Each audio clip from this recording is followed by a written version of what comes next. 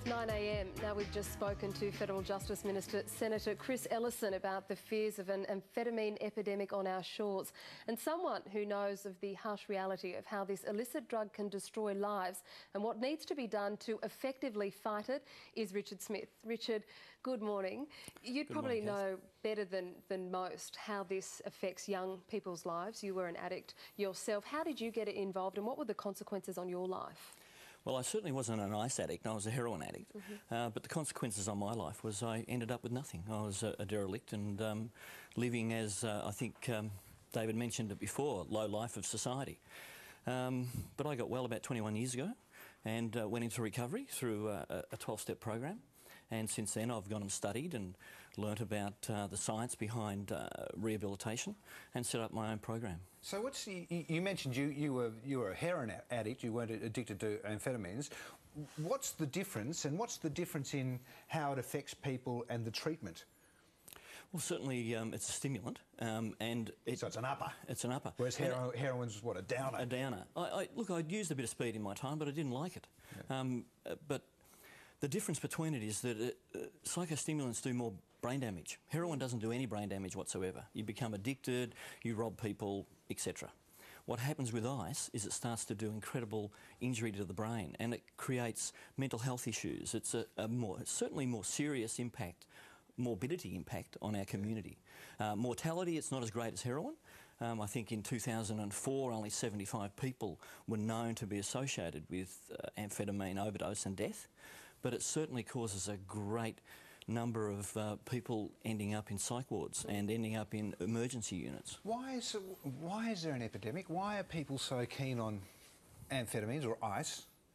It seemed to be cool, you know, it's less harmful, they believe, you know, like let's just smoke it in a nightclub, let's just take a pill in a nightclub. It's seen as a social party activity, and then you've got your 10% of the community that are using amphetamines become the addicts, but that other group see it as being less harmful. We're not injecting it, we're not a grubby little junkie. And is it easier to access?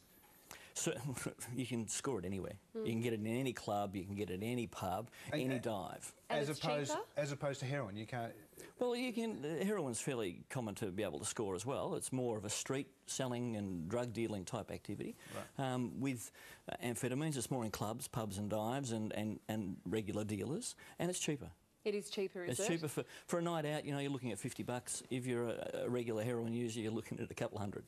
And as we've heard, it's the incidence of methamphetamine users is on the rise. What sort of social implications is this going to have? Well, look, I've been practising for 20 years and I've never seen an epidemic like it. I was around in '99 when we had the heroin epidemic, and that was pretty... You've been practising as a counsellor, you might add. Yeah, sorry. and you know, in '99 and on we saw, you know, 1,000 kids die in Victoria, and that was just tragic. So we responded very quickly. Now what we're seeing is, you know, thousands of kids turning up with psychiatric illnesses, you know, like drug-induced illnesses, and we don't have the services to cope. Well, that's a good point, the services, but is the government...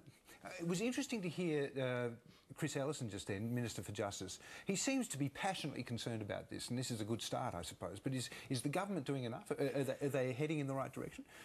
Well, he has a genuine concern, and I think that's fantastic, and he is very passionate about it, and needs to be, because this is going to cause more drama than heroin's ever caused. We're seeing the tip of the iceberg.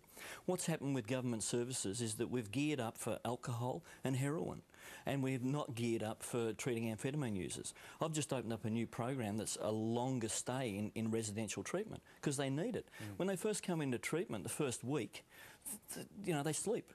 Our detox programs are targeted at 7-day detox, and then if you can get into a halfway house or a therapeutic community, it's 3 to 6 months, and there's a big gap before you get there. Yeah. So they discharge people from detox with amphetamines, and they're ready to use again. Yeah. All they've done is slept. How hard is it for a user to access these facilities? Are they free? Are they government funded? Or is it an elitist thing? Do you need money to reform? Government programs have a long waiting list. I'm a private practice. We do have corporate funding, so we have charity beds, and people can get in straight away with us because, you know, most of the people that end up being addicts have exhausted all their resources, and usually families aren't there to support. So the only people I get to treat are families that do have some sort of income. And do you see all walks of life coming to you?